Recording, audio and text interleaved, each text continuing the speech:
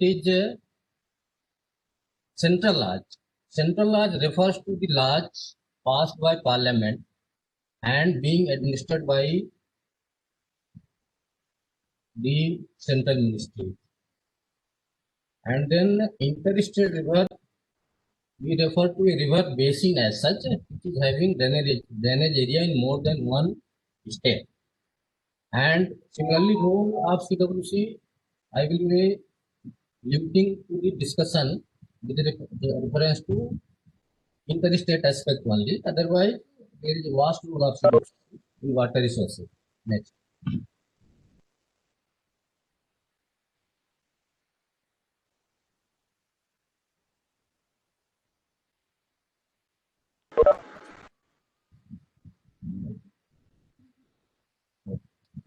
So, I will be talking about basically two main acts. One is River Board Act 1956 and the other is Interstate River Water Disputes Act, again in 1956. And then some provision in the States Reorganization Act and also the role of CWC. So, in the beginning, I will be taking up River Act 1956. As is mentioned here, it has been passed under 1956 of Lisbon Constitution and for establishment of river boards for integrated and optimal development of integrated rivers and river valleys. And company वाले दूसरे mobile नंबरों से phone कर रहे हैं, पहले इनके दूसरे नंबर होते थे उठाते नहीं थे, अभी नॉर्मल नंबरों से कर रहे हैं. And as per the Act, central government can constitute a river board, and before that, to consult the concerned state government, and if they give their opinion in favor of the board, then only central government can go for the constitution of the board. The board's purpose is basically coordinated and optimum utilization of river waters and promote development of irrigation, drainage, water supply, etc. The Act provides for participation of state government also in the river boards institution, and the Act also provides the nature of river board as advisory only. And if there is any dispute or difference with reference to advice tendered by the board, then that has to be resolved within the mechanism of the River Boards only, River Boards Act only, by process of arbitration. The dispute there cannot be referred to the provisions under the Interstate Water Disputes Act. So basically, it is a kind of prevention of water dispute mechanism. And let us move on. The river boards were initiated as permanent body for a particular basin, and because there is a provision for arbitration process for resolution of dispute, and also there is a provision in the Interstate Disputes Act for prohibition of any reference of any water dispute to tribunal arising out of the advice of river boards. So for a particular river basin, if there is any disputes, that will not go to the tribunal under the provisions of the Interstate River Water Disputes Act, and to that extent there will not be any tribunal. Now there have been efforts on the part of central government in the very beginning, starting from 1957 till 1965, for establishment of river boards of river basins. And but because one or other states, all basin states were not agreeable for setting up river boards, so central government did not move ahead with reference to constitution of river boards. Similarly, also in 1991 there were efforts for again establishing river boards. Again there was difference of opinion among the states, and therefore no boards could be set up under this particular act. Now there has been thinking to replace this act with a river basin management act, and the further action is being taken in this regard by the ministry. Next. Now we come to the Interstate Water Disputes Act 1956. It has been enacted under Article 262 of Constitution, and basically it refers to river water disputes, although in the title it is not there. So provisions of the Act in brief are, as enacted in 1956, that the state government may require the central government to refer a water dispute to a tribunal for adjudication. Now, what is a water dispute? That is also defined in the Act itself. And when it has arisen, that condition is also given in the Act itself. I have not mentioned here for the sake of brevity. Further, the Act provides for the constitution of tribunal for adjudication only by if the central government is of the opinion that dispute is settled by negotiations. Then further, the originally the Act provided for a single member tribunal to be called as presiding officer, and that presiding officer was to be nominated by Chief Justice of India from among the sitting judges of Supreme Court or of a High Court.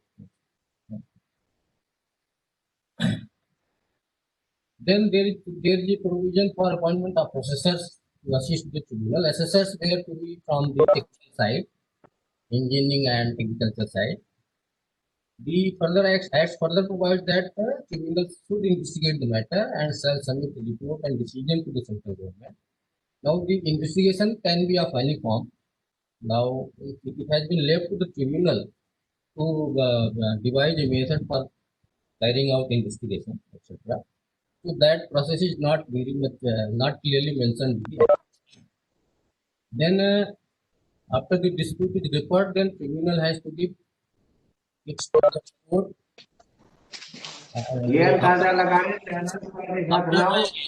Tribunal submits a report and decision. Then there is provision for seeking further explanation or guidance by the central or state governments.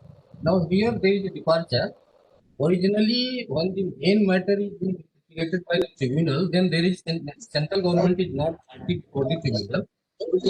But after the submission of report and decision by the tribunal to the central government can also seek explanation or guidance apart from the state government. So there is some departure there. And as and when some further report is given by the tribunal, so to the extent the tribunal's decision given earlier shall be deemed to be modified. Now, a decision that by this process is binding on the parties of the disputes and is to be given by them. This is the original provision. Next.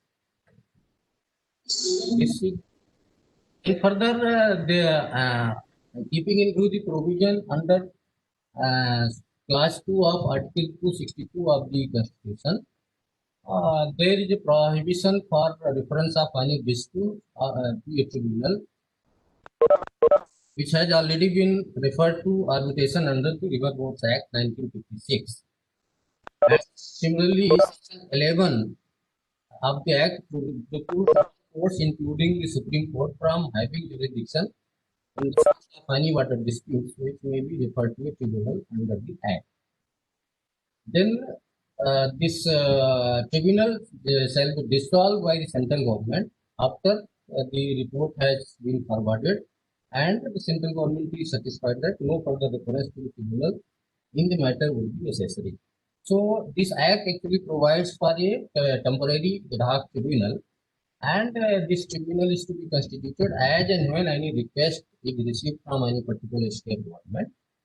And as soon as that issue is disposed of by the tribunal, then tribunal will go off from the existence. So this is the kind of mechanism originally provided in the Act. Next. Now, over a period of time, there have been amendments in the provisions of the Act. So in 1968, it was felt that instead of single member tribunal, there should be 3 members in the tribunal, 2 more judges, and accordingly, these are the points given in the slides are basically taken from the the debates of the Lok Sabha at that time. So these were the reasons given by the central government at that time to make changes in the act. Now, with this amendment of 1968, the was changed to chairman, and there were some other provisions like the filling up of the vacancy occurring in the uh, incumbency of the members or chairman of the tribunal. Then, if there is difference of opinion between three members, then what should be the procedure for giving decision? All those things.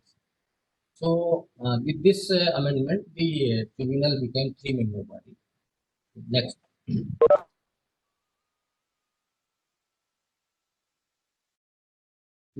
For the first time, second tribunal to submit its report. So it gave elaborate provisions for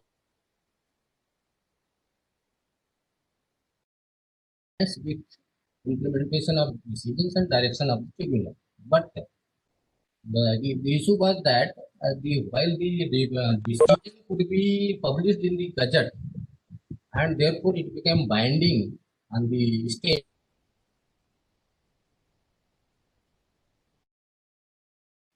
by the central government, because there was no such state water disputes act.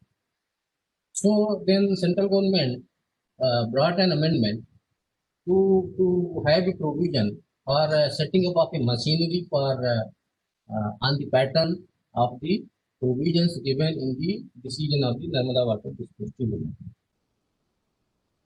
A new section was introduced, section 6A, and this section provides for framing a scheme for giving effect. And the scheme provides for establishment of the party, its terms of office, and other conditions of service, etc. Next. In 1985, there was an agreement between the then party for uh, constitution of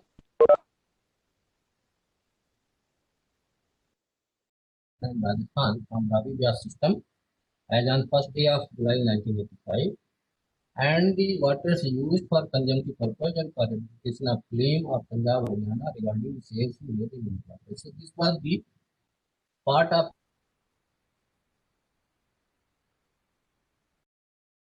the resolution of Ravi Vyas matter between Rajasthan.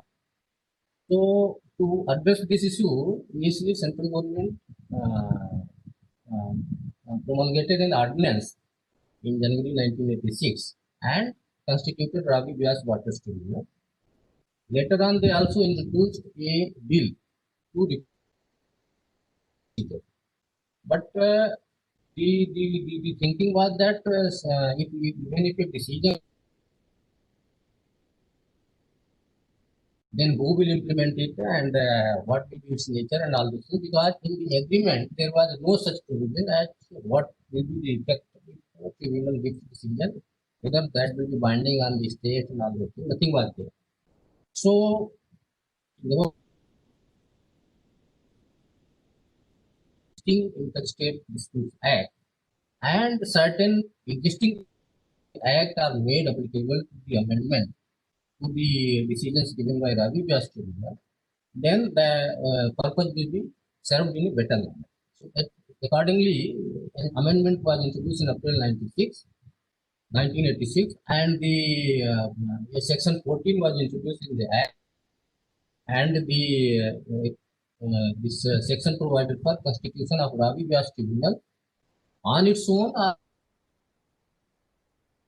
That time, the provision in the act was that only a tribunal can be established when there is a request from the state government. On its own, central government cannot constitute. But for this particular case, the central government could constitute a tribunal. So, in 1986, next.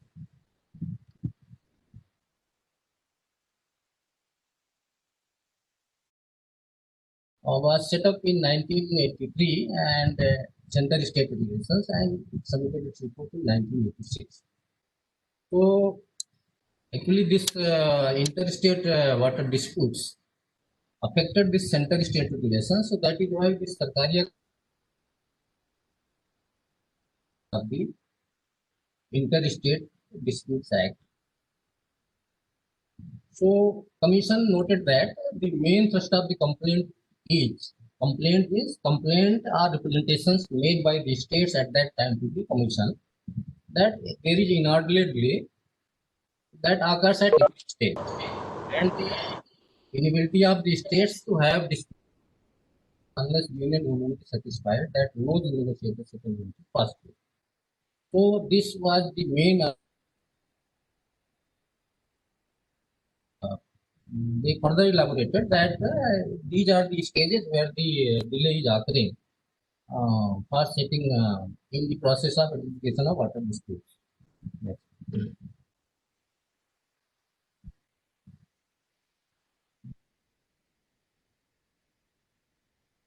Would be the way out to address these problems, that is delays occurring. Of the recommendation was that once an application under section 3 of the act is received from a state, then it should be compulsory on part of union government to constitute a tribunal within a period not exceeding 1 year from the date of receipt of the application of any disputant state. And accordingly, they suggested that act should be amended suitably. Then further, they suggested to amend the act to empower a union government to appoint a tribunal its own without any reference from the state government if the central government is satisfied that dispute exists in fact. Then they further suggested that there should be data information system so that there is no delay in securing data by the tribunals for identification of the bill. And further, they suggested that the tribunals should be vested with powers of civil court. Next.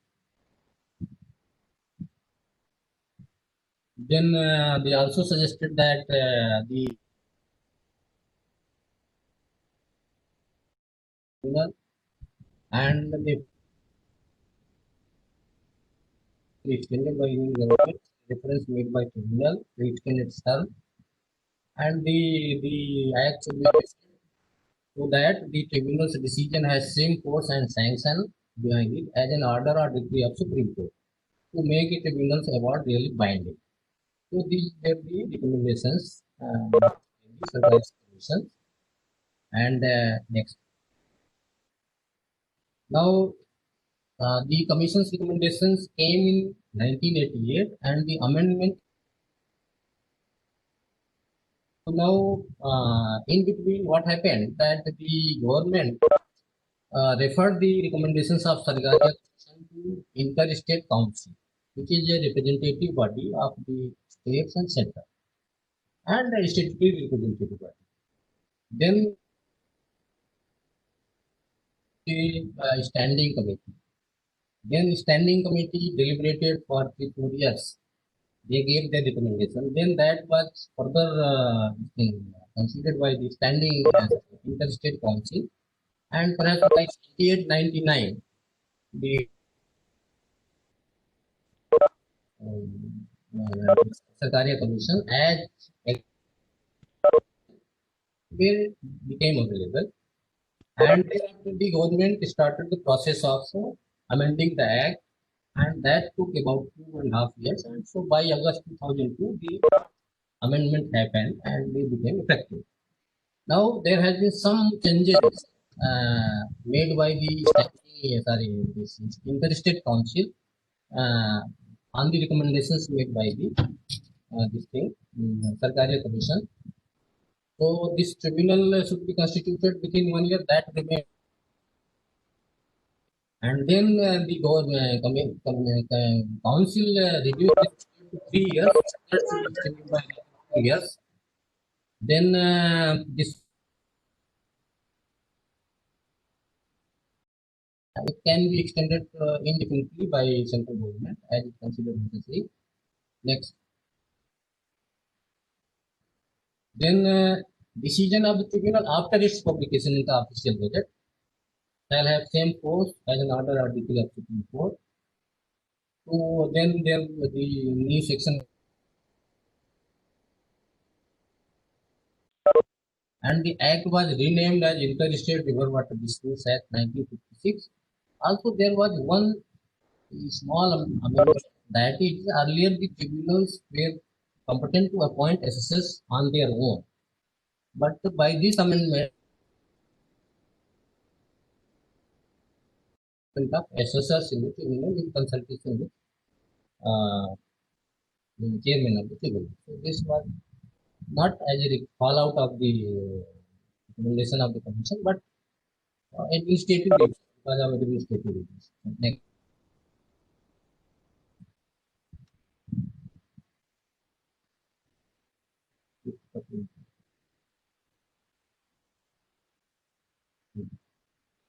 Now, there have been further rethinking on the provisions of the act as things evolve over a period of time. So, it was felt that the legislative history of Article 262 indicates that the tribunals should have been permanent, which may arise from time to time, could be referred to such permanent body. However, the Act of 1956 provided for temporary water dispute tribunal, and it laid more emphasis on constitution of river boards by another enactment. So, the Ministry of Water Resources, RDNDR, made a review of the functioning of system of tribunal, and certain drawbacks. That is, there is no strict time limit for conclusion of adjudication by tribunal. Then, under provisions of Section 5(2) of the Act, a tribunal is required to give its report within a maximum period of 5 years. Further, under Section 5(3) of the Act, 1 year time limit has been fixed for giving further report. Nevertheless, under the code,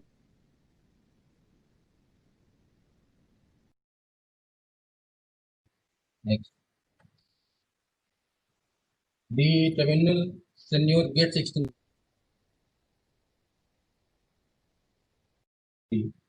Now, this was the position at that time in 2017, because Kaveri Tribunal was existing then. Now it is not existing, but Ravi was continuing now.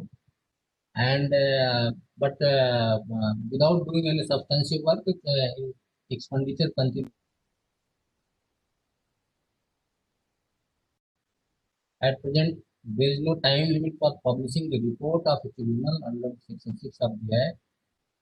I am just reading whatever the ministry is noted. Under the present system, there is no upper age limit for chairman and other members of tribunal. They continue as long as a tribunal exists or till they cease to function owing to death, permanent disability, or resignation. Then further, as per Section 5A of the present Act, if for any reason occurs of the chairman or any other member of tribunal, such vacancy shall be filled by a person to be nominated in his behalf by the Chief Justice of India, and the investigation of the matter referred to the tribunal will continue. Next. The process of, this is again the conclusion. The process of nomination of new chairman and members thus requires a considerable time, which results in delay in the work of tribunal.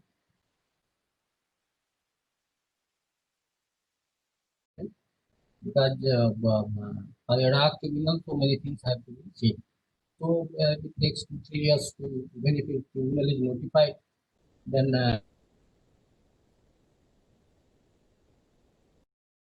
tribunal belong only to judicial fraternity. So now on the pattern of NGT, it has been felt that there should be technical committee, member from technical committee also.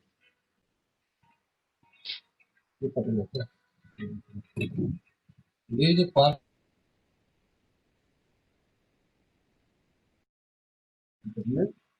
So these are all observations of the.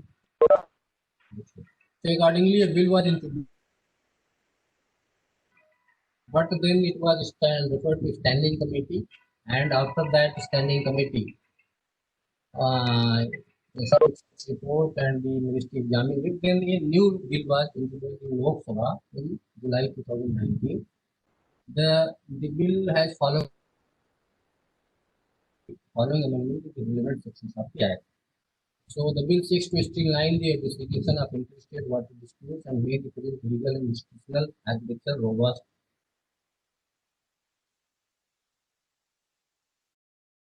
Investigations to dispute resolution committee. Now there is a provision for dispute resolution committee. As in the original act, there is no such provision. To be established by central government, considering of experts.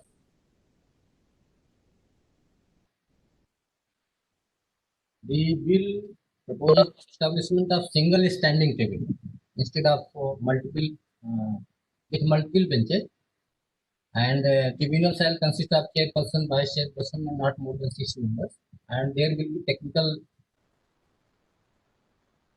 chairperson shall be 5 years or until they attain the age of 70 years. It's a very the term of office of other members of the tribunal shall be court of water disputes, and no member shall hold office after he has attained the age of 67 years. The SSL shall be from Central Water Engineering Services, not below the rank of 15 years. So this is a departure from, because so far SSLs have been retired person, mainly retired person, and given appointment on the employment basis. Now they that if this bill amendment become effective, then that process will end, and it will go to Central Water Engineering Services. Yes. The total time period for educational water district by will be around 4.5 years, including the further report, and if 1.5 years of this dispute resolution committee is taken, then it will be 6 years. But otherwise, it will be from the current 5 year plus 1 year, 6 years total adjudication process. Now it will be 3 years, 2 years plus 1 years plus 1.5 years. Further report 1.5 years, and main dispute 2 plus 1 years. So 3 plus 1.5, 4.5 years adjudication, 1.5 years negotiation. Main time limit provision. There is a provision for removal of chairperson, vice chairperson, and other members on the grounds described in the proposed provision. There is provision for out of court settlement. What happens generally? There are representations from one or other states that okay, let us sit together again and resolve the dispute by negotiation. So as of now, there was no mechanism to come out of the negotiation process, application process. Now this provided now in the proposal. This further this data collection system is further proposed modified. So the bill has already been passed without any amendment, and it will not be taken up in Rajya Sabha. May be taken up. This is my personal opinion. May be taken up in 2020 winter session of Rajya Sabha. Next. Now I will be talking of other central legislations. So we have the Betwa River Board Act 1976, the Putra Board Act 1980, and Damodar Valley. So these have been enacted for a specific purpose. Betwa River Board Act for construction of project river at interstate border of UP and MP, and Brahmaputra Board Act 1980 for preparing master plan related to flood. These two have been passed under NT 56, and the Damodar Valley Corporation Act is for management, regulation, development, etc. of Damodar Valley, and this is a pre-constitution act. This at that constitution was not enforced, and whatever mechanism was enforced at that time. So using the provisions of that mechanism, it has been passed. Then there are some provisions in the states reorganization of regulation and management of water resources of the concerned both states, which is of the current state, it has been reorganized. So This is very old Reorganization Act. Andhra Board was set up. Then Punjab Reorganization 1966, under this BBMP was set up. Then Uttar Pradesh, Madhya Pradesh, Bihar, there is a provision for management board, but they both have not been set up so far. Then Andhra Pradesh Reorganization Act, under this act, two boards have been set up, of which one of them I am member speaking now. Next. Now, coming to the role of CWC with reference to interstate, it's clear that there is no statutory role of the act. These are only by government orders from time to time. Earlier, it was at the behest of this thing, Ministry of Water Resources or Planning Commission. Now it is solely at the direction and on behalf of Ministry of Water Resources.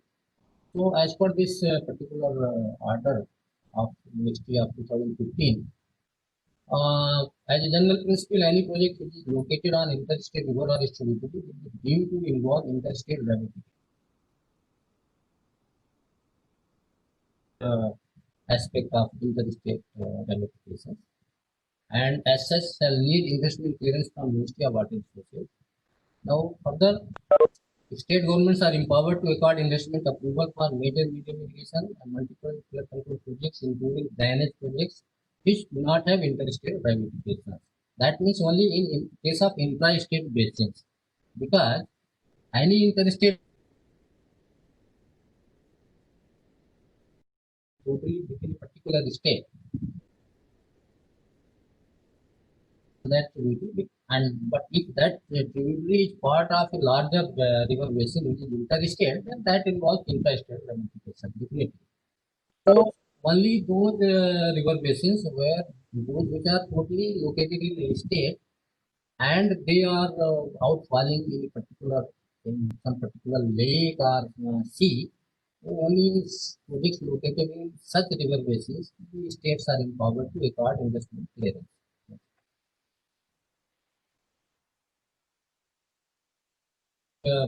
State has to seek opinion of CWC whether that schemes involve interstate or international beneficiation. In case of major medium irrigation project, in case of flood drainage projects for Ganga Basin states from BFCC, in case of northeastern states, in case of floods only from Brahmaputra board, and in case of all other schemes, flood schemes from other states. From next. So all new major and medium of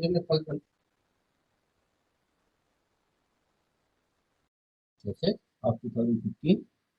So this is basically the criteria according to which a project has to be referred to CWC for techno-economic appraisal and then approval by advisory committee of irrigation, flood control and multi. Then after this techno-economic appraisal, the investment clearance will be recorded by MOW. Then this one of the aspects of techno-economic appraisal is interstate angle also. So, yeah, for appraisal of projects, and there have been instructions from Ministry 2003 and 2006 also, and these are being used by CWC for appraisal of projects from interstate angle. Next. Now, existing provision of the section 4 of the Act says that water dispute can be referred to a tribunal of the opinion that water disputes cannot be settled. So, as a matter of practice, central government, the Ministry of Irrigation, Water Resources, I am referring irrigation because CWC in the form of CWPC and earlier Ministry of Water Resources was known as Ministry of Irrigation. So they have been assigning the role to CWC as and when a dispute was referred under the provisions of the Act or otherwise also to assist Ministry in finding the necessary settlement of the dispute. So it has without participation of the states concerned and submits report to the ministry which on the basis for further discussion and negotiations on water dispute by the ministry itself. Update Ministry of Water Resources has started constituting negotiation committee. So either under chairman CWC or member CWC and with participation of the disputed states to assist ministry in finding the resources settlements. So in case of Mahanadi water disputes, in case of Ilaya Dadar and in negotiation committee, the role is there for CWC in case of interstate water disputes. And I conclude my presentation with this. Thanks.